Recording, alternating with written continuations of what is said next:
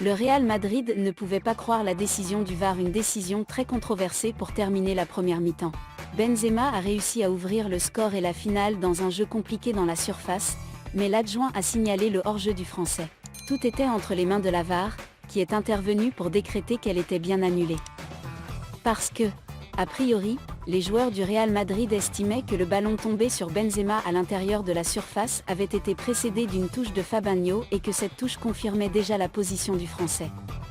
Même ainsi, l'arbitrage vidéo a argumenté d'une manière différente et a considéré qu'il s'agissait d'une sauvegarde.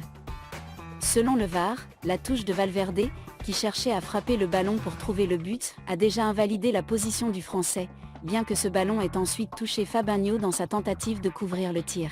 De cette façon, l'arbitrage vidéo a entériné la décision de l'arbitre et laissé les joueurs blancs perplexes. En revanche, Benzema est sacré.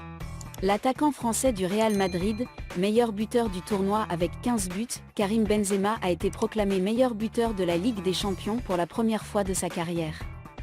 L'attaquant français du Real Madrid a battu Robert Lewandowski, 13 buts avec le Bayern, Sébastien Haller 11 avec l'Ajax, Mohamed Salah 8 avec Liverpool, Riyad Mahrez 7 avec Manchester City et Christopher Nkunku 7 avec le RB Leipzig en inscrivant 15 buts. Des chiffres remarquables au-delà de la Ligue des Champions, 44 buts en 46 matchs tout tournoi confondu et 3 titres Ligue, Coupe et Champion, avec lesquels Benzema se positionne comme le grand favori pour décrocher le Ballon d'Or. Titre secours.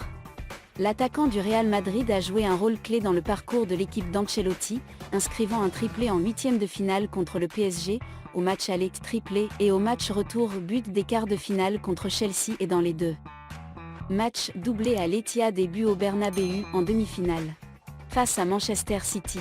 De plus, lors de la finale contre Liverpool, il n'a pas marqué mais a fait un travail remarquable qui a permis aux Madridistas de remporter la 14e Coupe d'Europe.